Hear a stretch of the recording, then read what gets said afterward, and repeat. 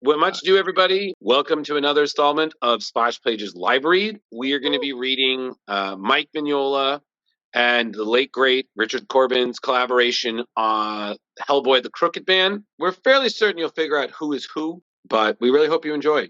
Without further ado, Hellboy, the Crooked Man. Sword of omens, come to my hand. I, Lion-O, command it. Thundercats, ho! And you're watching The Dorkening. The Appalachian Mountains, Virginia, 1958. A montage of forest and mountains close in on a road that leads to a rundown farm. Outside, an old dog lies in the dirt and a chicken looks in a broken window of the house from which voices are coming. She hadn't moved a muscle since I found her, and that's been 3 hours now. Lord only knows how long she was like that before I got here. She's breathing okay. Inside of the rundown house, a sick woman lies on the floor, a dark spot on her chest. Hellboy is looking her over while an old woman, 2 old men, and a little boy, all dressed in rags, fill him in on the situation. Yep. You didn't think maybe you should get her to a doctor? No medicine doctor's gonna do her a speck of good, son. She's witched. How do you know? This child didn't have no sense. I seen her fighting with Cora Fisher the day before yesterday, and everybody knows that Cora is a witch. That be the same Cora Fisher lived up on Turkey Creek. Tom is standing in the open front doorway, taking in the scene. I knew her years back. She weren't a witch then. Lord have mercy. Can't be. Tom Farrell? Tom enters the house. Yeah, I ain't dead yet. You know something about this? I was just passing by, heard voices, thought I'd duck in and say hello, and found this on the doorstep. Tom opens his hand to show a mass of black spikes that he hands over to Hellboy, who gives it a sniff. Witch ball. Oh, I've heard of these. Yeah, that's what caused that bruise there. Where can I find this Cora Fisher? She's where she's always been. I'll show you. Been a long time, but I guess I still know the way. Hellboy and Tom leave the house, the family standing on the dilapidated front porch seeing them off. You burn that witch ball, and you take that girl's clothes off and boil them, calling out Cora Fisher's name. If she done this then, that'll bust the spell. Thanks, Tom. You be careful up there. First, I should stop and see my ma. She's dead, Tom. Long time ago. Her brother come up and fetch her. Took her back east someplace where her people are from. Oh. What about my pa? Ah, hell, Tom. We ain't never did see much of him, and not much since you left. Guess he finally drunk himself to death back in the woods. He weren't much good. I guess that's true. Hellboy and Tom leave the farm behind and begin walking along the dirt road that leads through the wild forest, heading to Cora Fisher's place. So, I guess you're from around here. Yeah. Been gone 20 years. Figure it was time to come back and see to some things. What brings you this way? Nothing, really. I finished up some stuff down south and thought I'd just wander around for a while. You looking for trouble? Not really. I heard of you, you know. Recognized you right off. Oh, yeah? Saw a picture of you in Life magazine some years back. You were a cute little fella, like a little monkey. Guess you're all growing up now, though. Heard you've scrapped with some vampires and such?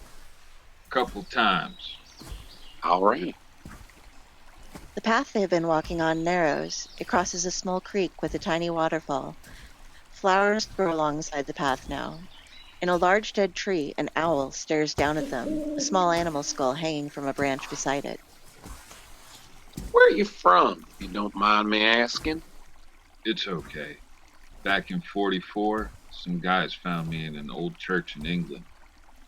Don't that beat all? I've been some places, but I ain't never been there. Ain't in a church, you say? That's fine. Everybody knows the devil can't set foot in a church. You know I'm not. The devil? I seen him, and he don't look nothing like you. Here's Cora's place. Cora's house is run down and overgrown with foliage. A tiny stream runs in front of it. On the front porch sits an old rocking chair. There's a light on in the window, and smoke trickles out of the chimney. Cora! It's Tom Farrell! Come on here, Cora! I want to talk to you! When no one replies, the two enter her house. The steps are warped. A fire burns in a large hearth with a chair before it and a stool off to the side on the stone floor. Herbs hang from the ceilings. Bottles are lined up on shelves and on the mantel. Yes, she maybe ain't home. Can't hurt to look around. You knew her? When we were kids, she always seemed okay to me. I don't want... Oh. Tom lifts up a stone in front of the fire and discovers a cloth wrapped around a half-dozen witch balls.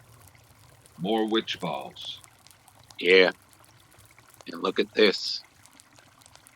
Tom digs deeper in the hole beneath the stone. He discovers a Bible with a large red X across it and Cora Fisher signed below in blood as well. Ah, girl. What did you do? Hellboy is looking into the next room in the small house, while Tom pulls out one last thing from the hole. It's a filthy corked bottle with an insect trapped inside that is hissing. He pulls it closer to get a look at it. Something else.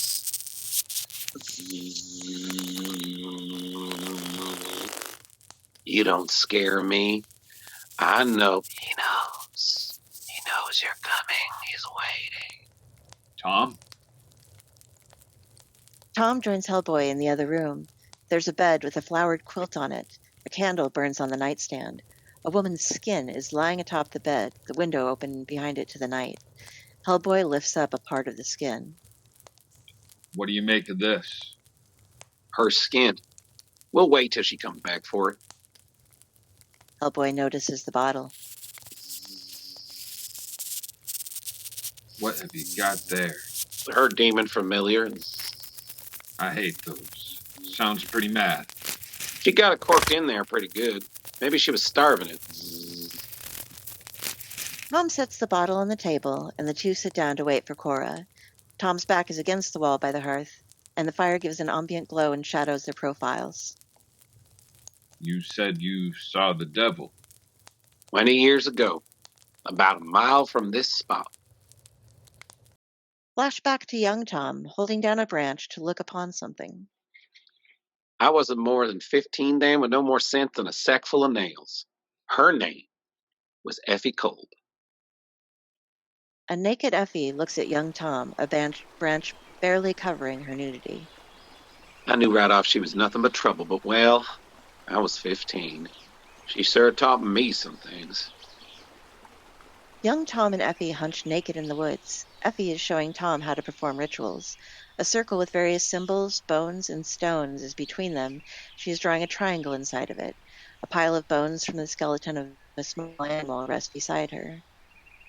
Effie was a witch, and she got me all turned around. Got me to thinking maybe I should be a witch, too. All that talk about having power over the other folk, I don't know, she made it sound pretty good. So one day, I found me a squash black cat. Young Tom holds the carcass of a black cat as far away from him as his arm can reach. Next, Tom is stirring a pot, faced away from it, looking ashamed. And while my ma was out, I boiled it, till it all went to pieces. Then I took that mess down to the creek to wash out the bones. Young Tom crouches in front of the creek, the pot still steaming next to him, as he dips the bones of the cat into the water to clean them off. In the name of Beelzebub, succubus, and archangel to hell, I pledge to be loyal to the devil the rest of my born days, to never pray to God again, and never to... Effie told me whatever bone I was holding when the devil showed up, that'd be my lucky bone. Back to the present, Tom shows Hellboy the bone he wears tied in cord around his neck. Now, I was expecting that old devil to look something like you. No offense. None taken. But he didn't look nothing like you. In fact, I knew him right off. Not that I'd ever seen him, but I heard tales of him all my life. Flashback again to young Tom sitting at the creek, a bone in his hand. On the other side, approaching through scrubby trees, is a silhouette of a man with a cane, leaning hard upon it. His head, bearing a tall hat, is tipped distinctly to the side. Close up, the man's face is a grotesque gray, his mouth in an unnaturally wide smile, drooling. One eye is blind, milky, and staring up at the sky. The other is yellow and burning in a stare. Mr. Whitkins. That's what some of the old folks called him. Most just called him the Crooked Man. They say he got a big house back up there in the hurricane, that he was one of the first white men to come up into these mountains hundreds of years ago, that he was behind half the trouble between the whites and the Indians, and that he was for the British Revolution and played both sides in the war between the states. In flashes on an orange background, there's a silhouette of the mansion, an image of the Crooked Man handing a Native American a bottle of wine and a gun, a silhouette of people watching a man hang from an incredible height, and finally, a silhouette of the Crooked Man, eyes and mouth showing from the blackness, with his hands on a burst-open bag of gold coins. Folks always said he was only good for two things, causing trouble and making money from it. And that's what got him hanged in the end. But that cheap devil in hell sent him back. A hoard of souls now instead of gold. Let me tell you, one look at him scared all the bad thoughts right out of me. I lit for home swearing all the way to be good again. But for some reason, I never let go of that lick of bone. Flashback to young Tom running scared through the woods. He approaches his house. On the front step, there's a toad. And what do you think I found waiting on my front step? Some say it was just a toad, but I knew it. He'd sent it. It was my demon. Brrr. Young Tom weeps. A train passes through the mountains in the distance. He'd sent it to me to help me do evil. So I just kept running. Didn't say goodbye to my mom and pa, just hightailed out of these mountains and hopped the first train that I saw. A few military landing craft are dropping troops onto a bleak shore with smoke billowing in the distance. A battle rages, a tank in a jungle setting surrounded by troops in the process of either shooting or being shot. One man lies dead, another man's head is exploding. I didn't care where I was going. Eventually ended up in the Army and they sent me to the Pacific. Got through that without a scrape. Back at the table at Cora's house before the fire, Tom is holding up the bone again. Because of this damn thing. It's got power in it, but I never used it. Never wished harm on anybody, not even those Japanese fellas. Think maybe that means I ain't really a witch? I don't know. After the war, I just bummed around. Hell, I guess I ain't been anything but a bum. Shh. You hear something? Hellboy and Tom walk into the bedroom. Something is entering through the window, hidden by the curtain. A raccoon makes its way through the window onto the bed and climbs inside of Cora's discarded skin through her mouth as Hellboy and Tom peek through the door. Cora's body contorts, cracking and popping as she regains her shape. Hellboy and Tom enter into the room and confront her. Cora! What are you doing? Ah! Cora pulls a blanket up to cover herself as she speaks to the two. Tom Farrell? What do you want? What happened to you, girl? You were always good. You were fixing to marry Nate Softbeat. I did, but he died. Our babies died. It was just too much for me, Tom. I took up with some of them women from back up the mountains. How would it come to this? Skin changing and worse. Tom, it's just too... You hush now, Cora Fisher. Cora, Tom, and Hellboy look towards the door. The voices come from outside. Cora has pulled a dress over herself as the three of them step out onto the porch. No use weeping and wailing. You know you're bought and paid for. Damn! Effie Kolb, looking as young as she did in the flashback, the corrupted horse. Hello, Tommy. That's her, Effie Cobb. And she don't look a minute older than since the last time I saw her. Please. Cora, you come along with me now. He might want to have some words with you. Leave her alone, witch! No. You really want to get messed up in this, Tommy? He knows you're back. He's waiting for you. What about me? You? Mister, he's not a tiny bit afraid of you. Effie grins maliciously at them, then bends over her horse, stroking its mane. She leaps high into the air as the horse begins to collapse. "Aunt Tommy! I near forgot. He sent me to give you a present. Afraid it don't look like much. I've been riding him pretty hard every night since you left. Crap. Guess he's pretty near wore out." Effie flies away, laughing as she goes.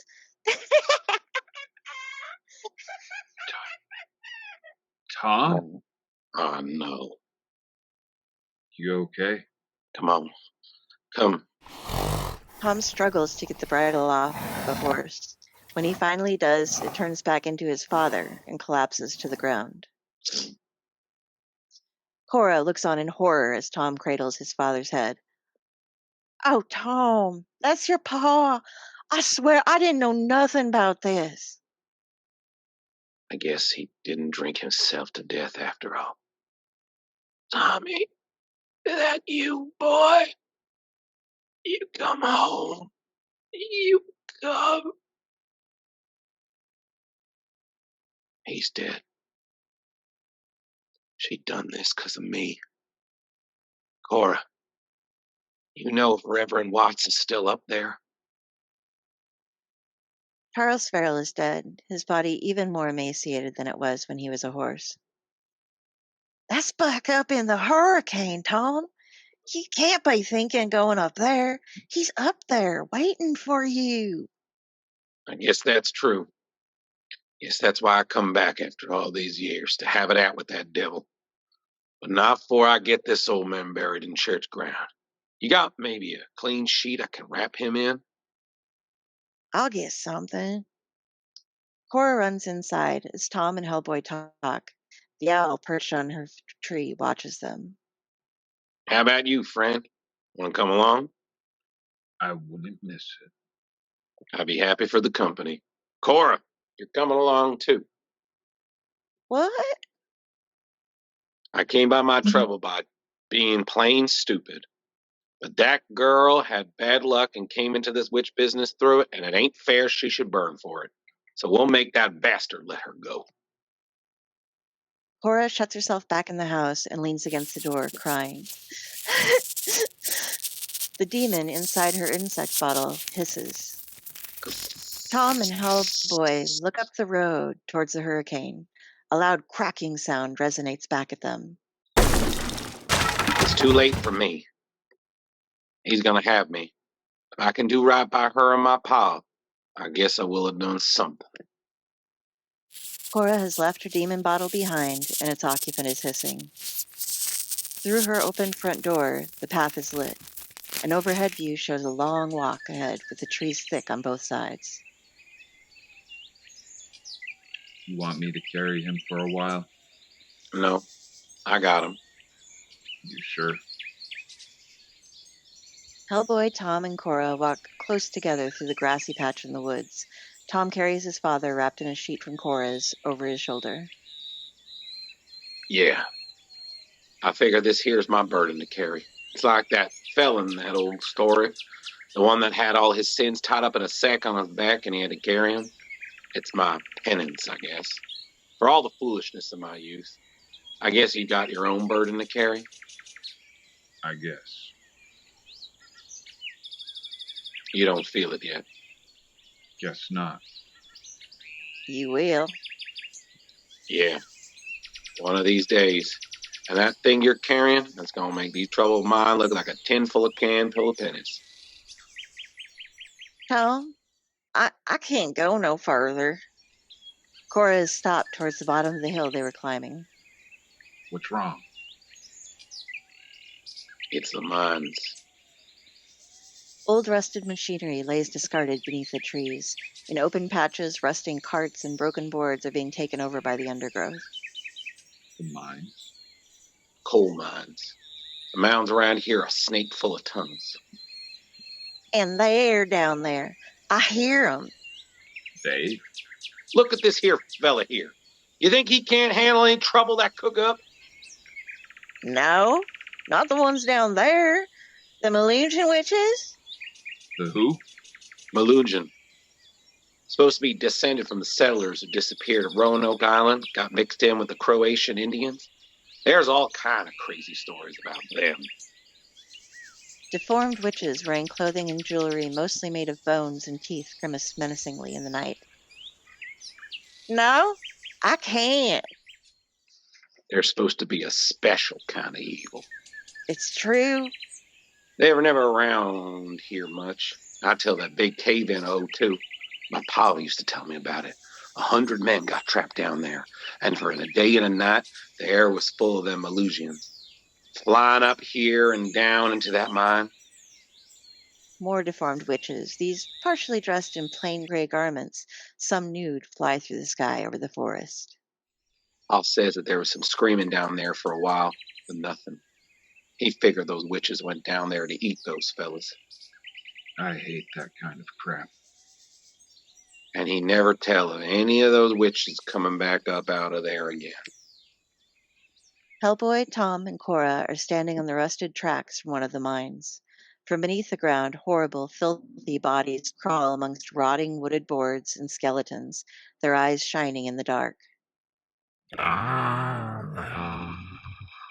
Cora Fisher! Ah, they know my name! Cora collapses in fright. Cora, those witches haven't got any power over you and no power at all till after dark. As Hellboy helps Cora to stand, the full moon rises over the thick trees. What the hell? Please! I don't get it.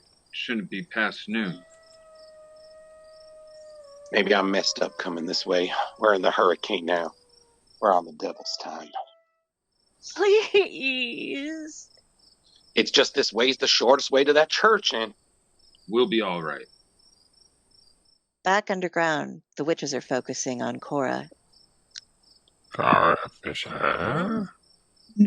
After the invocation of her name, Cora grips her heart in pain. She begins collapsing as Hellboy tries to lift her. Ah! Cora! Come on.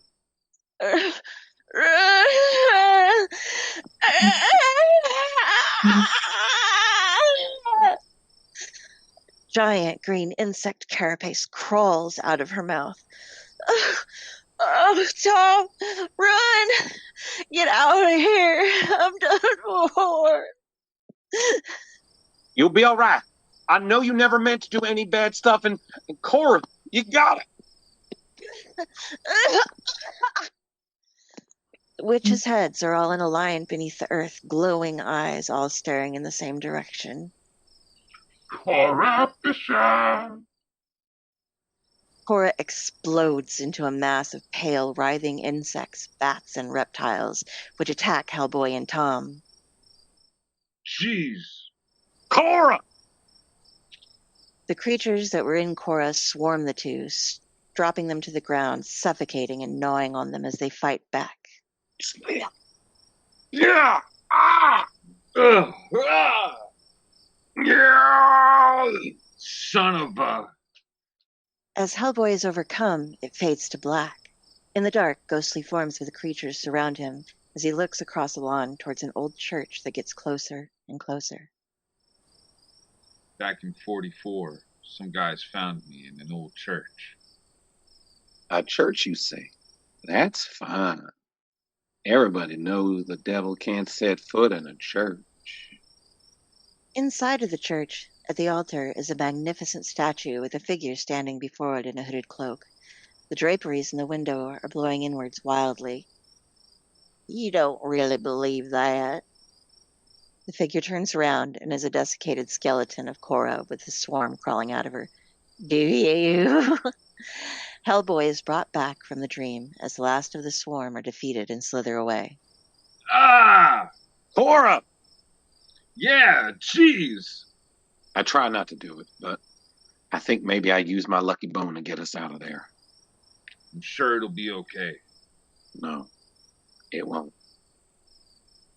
From a gap in the trees, Effie Kolb walks towards them with a demented grin on her face. That's right! Tommy, he gave you that power, and you finally used it. If he didn't own you before, he sure as hell owns you now. Shut up! Hellboy shoots at Effie, but misses, hitting a tree branch instead. The night is filled with her laughter.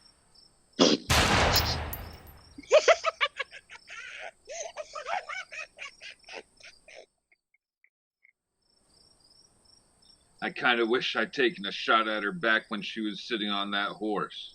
Oh, sorry. I mean, your dad. How far is that church? Not far now. Tom picks his father back up, and they walk through the night to an old church surrounded by a rickety fence and a number of graves. There are lights on in the church. When they enter, the inside is a mess, littered with fallen pews and cobwebs, lit by a lamp sitting at the table. Reverend Watts is waiting for them. He is old and blind, wearing his clerical attire. Hello? That you, Tom Farrell? How'd you know I was coming? She told me. She? Who? This girl here. She come in a couple minutes before you fellas, bold as brass. It was a surprise, her being a witch. You don't see her? Well, maybe she's a ghost. Is it Cora Fisher? Course it is. There you go. You couldn't save her life back there at the mines, but you must have done something. She wouldn't be here otherwise. You don't think it's that she hates me? The devil might have got her body, but he didn't get her soul. Lord be praised for his little mercies. Thomas set his father's body on one of the pews. Cora's ghost is visible for a moment. Amen. I know what you come for, and we'll get your pa buried right proper. Don't worry on that, but we'll hold off on doing it till morning. Good idea. What's out there? Outside of the church, from within the woods, witches approach. Tom and Hellboy look through the windows, and outdoors, witches surround the church, stopped by the rickety fence. Lots of witches round these parts, always have been, but used to be more regular folks. Nowadays, mostly just the witches. They come nosing round here most nights, but it's consecrated ground. They can't touch it. The magic don't work here day or night. You think that's true, Tommy? Amongst all of the hideous witches, Effie has arrived. Inside, Hellboy, Tom, and Reverend Watts observe, and Tom works through his guilt. I brung this on myself. I took it with that girl out there when I was a kid. I knew it was a sin, but I done it anyway, and she got me mixed up in witchcraft. You were a fool, Tom, and I guess it's right that you suffered for it, but the Lord knows you've got yourself straightened out, so you'll be fine. I won't. It's 'cause of me my pa's dead, and Cora. I tried not to use the power of my lucky cat bone, but I'm sure I did back there at the mines. That means I'm as bad as them. You cut that out. That's Effie Kolb out there. I knew her since she was little, and she were never any good. You're nothing like them. Outside, Effie holds her arms out as if summoning Tom into her brace. Tommy! I am. I'm a witch! Inside the church, Hellboy starts walking towards the door. All right. It's about time I... Hold on there, son. Hey, Outside, the Crooked Man is approaching the gathering of witches and joins them. Let him go, old man. I ain't afraid of him, and I sure as hell ain't afraid of you. You got Tom Farrell in there. That boy owes me something. The Crooked Man. And I've come to collect. The Crooked Man is addressing the church, trying to lure Tom out. Hellboy and Reverend Watts stand near Tom in support. Come on now, Tom. You and me had a deal. You wanted that witch power. You had it all these years. Sure, you hardly ever used it. At least not any way I'd like. But you still gotta pay for it. Fair's fair, Tom. Now you come on out. I'm done for. A miser he was in life, and that he still is. Don't you listen to him. Tom, I'm waiting. Reverend Watts shouts out of the church doors at the crooked man. You get out of here, devil! Whatever makes this boy's maid, he's come to the Lord now! How long you gonna hide in there, Tom? You're mine. I will wear you out. I will heap on you, son, 100 times worse than what your daddy got. Tom looks resigned. His father's body is wrapped in its sheet laying on a pew beside him in the church. Reverend Watts holds him back as Hellboy looks on. Scenes flip back and forth from within the church to the witches and the crooked man outside. Don't listen to him! But he's got me. Fair's fair. I used that cat bone. At the mines. That was magic. Got you out of there. I'm a witch. Don't! That's the devil's trick trying to make you lose hope. Tommy! That's it. Hellboy steps into the church door to confront the crooked man and his witches. Ooh. The crooked man summons posts from the fence and sends them flying at Hellboy, penetrating his chest and knocking him back to the church. The gathered forces outside laugh mockingly. Hey, oof, son of a.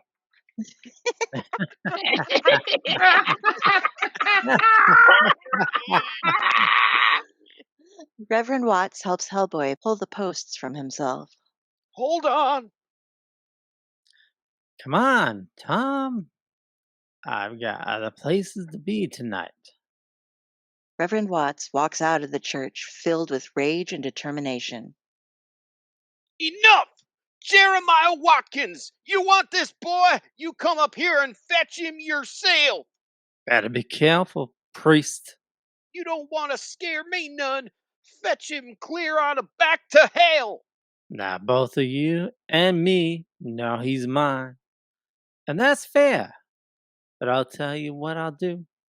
Just to speed things along, I'll buy him from you. Can't help but notice the sad state of that old church. It's a shame. She looks like she might fall down anytime. The floor of the church erupts beneath the feet of the men inside, pushed up by a huge pile of golden coins. Yikes. How much you figure it'd cost to fix her up? Hell, there's enough for a while for a new church. Statues and bells and silver candlesticks, all that. You can't buy me, devil! Is that true? The Lord is my shepherd. I shall not want. Maybe you're just too old to enjoy real money. Maybe if we shaved off 10 years, 20, we'll fix up those eyes of yours while we're at it. Reverend Watts gets younger, then younger again. The film over his eyes clears up, and he is now middle-aged with his sight returned. He is anguished by it. No, sir. I fairly by my years and all my afflictions. I don't want nothing else. He's a tough old nut. I give him that. The witches start looking through the fence at the graves surrounding the church. Abby Riley, you poisoned 2 husbands. How'd you get planted in a churchyard? Abigail Riley, you a pretty little thing. As her tombstone falls over, Abigail Riley's coffin erupts from the ground. Holy crap! The coffin breaks through the front of the church and lands opened on the floor in front of Reverend Watts. Abigail is young and beautiful. And priest, didn't you always have a weakness for pretty girls? No! Kiss me. No. I As she grasps Reverend Watts's face, Abigail turns into a mummified corpse. It's Abigail Jacob who beat his wife. And Nate King, who stole from the government. Ellie Hicks. Kiss me. Ah! Manly languish. Kiss that. Hellboy bashes Abigail with his huge right hand. Outside, the witches continue calling the names of the buried along with their sins, their coffins bursting through the earth in a chaotic cacophony of crashes as they fly through the walls and into the church where Hellboy, Tom, and Reverend Watts are now trapped, getting hit by the coffins and fighting the corpses emerging from them. Floor Sue Baker. Yes, Baker. Jack. Liar. Shit. Over. Josie Ward. Ada Calder. God. Tom, how long you want to keep up this foolishness? What if I was to let you walk out of here? What if I let you keep that little soul of yours a few more years? What's one more or less to me? The dead fall and explode under Hellboy and Tom's assaults with fists and shovels until sheer numbers start to bury them. Cat. You just bring out that lucky cat bone of yours. You never really wanted it. You want to be rid of it? Just give it back. Reverend Watts curls up in a corner, praying. Lord, take my eyes away. I don't want to see no more of this. What you say, Tom? Reverend Watts has been restored to his old age and blindness. Thank you, Lord. I'm starting to lose my patience with you, boy. What about you? Whatever old Tom may or may not be, we know what you are. What did he say? Devil can't set a foot in church? Maybe not the run-of-the-mill sort, but a special one. One meant for special great earth-shaking things, you know? Hellboy is momentarily engulfed in flames. He breaks out of it and goes back into busting up the husks of the dead. Shut up. Come on, be a sport. Reach on over there, snap Tom's neck for me. Fetch me that lucky bone of his. Come out of there. We'll have a good old time. You hear that? He's not after your soul. It's that bow. The little bit of power that'll give him in hell.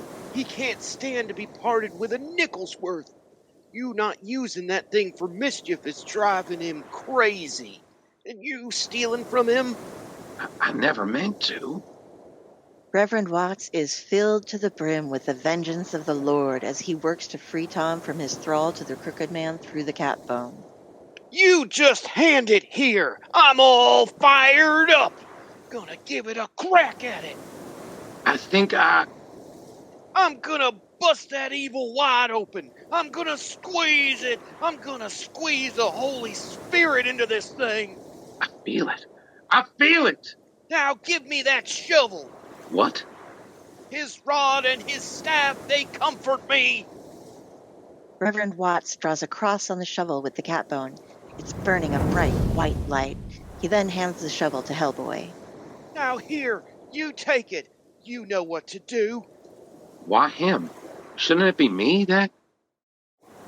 The worst of your troubles are behind you, son, and that fella's got a hard road ahead of him and no end of trouble. Let him get some licks in while he can. Hellboy leaps out of the rubble of the church, wielding the shovel. He brings it down in the same burning white light on the crooked man. The crooked man disappears. The witches cry out and then are hidden in a cloud of smoke. The shovel has broken in two. Hellboy is blown off of his feet and is laying in front of a pile of wreckage from the church. The witches flee, following the cloud of smoke. The pieces of the shovel fall to the ground beside Hellboy. That was something. It's the next day.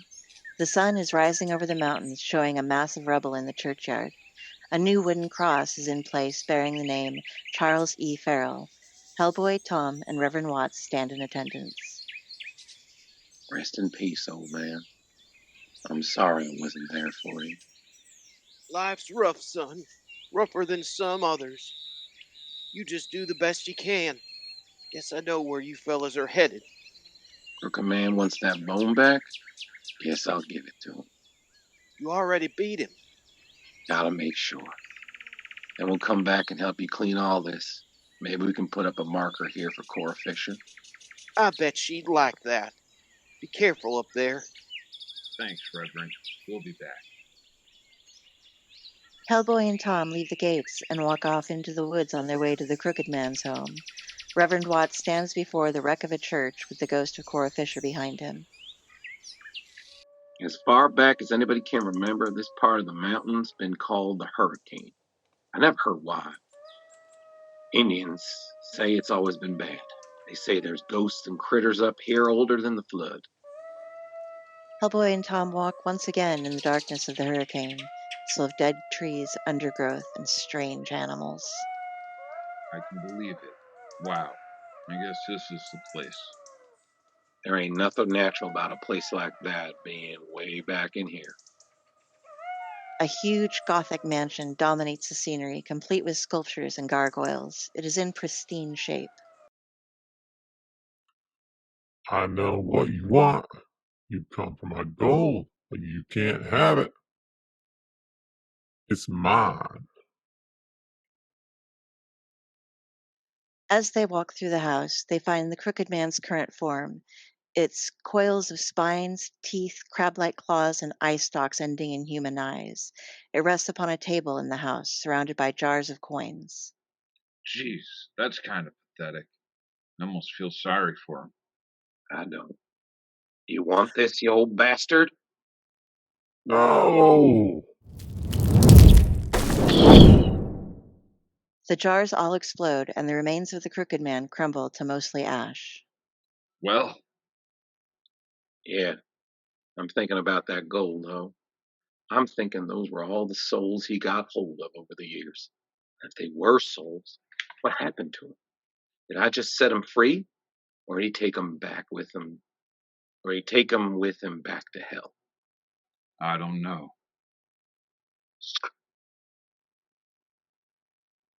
You will stick around a while, right? Help at the church, then maybe? You hear something? That who I think it is? Effie Kolb is hiding in the bushes outside of the house. She is now old and frightened. Please. Effie Cole turned old at last. And here, I've been carrying this thing all this time. So I could give it back to you, I guess. Tom pulls the bridle that Effie had used on his father out from his coat and starts to put it on her. Please, Tommy, don't. Effie turns into a bedraggled horse. Not a very Christian thing to do. I like it better this way. I wonder where I can get me some paint. Effie Kolb, now a horse, stands with the words, "Beware, I am a witch," written on her side in red paint as Hellboy and Tom walk off into the distance. The end. The end. The end. Yay! Ta-da! Nicely done. Well, We did it. Leo, nicely done, everybody. Great job. Great job. Excelsior!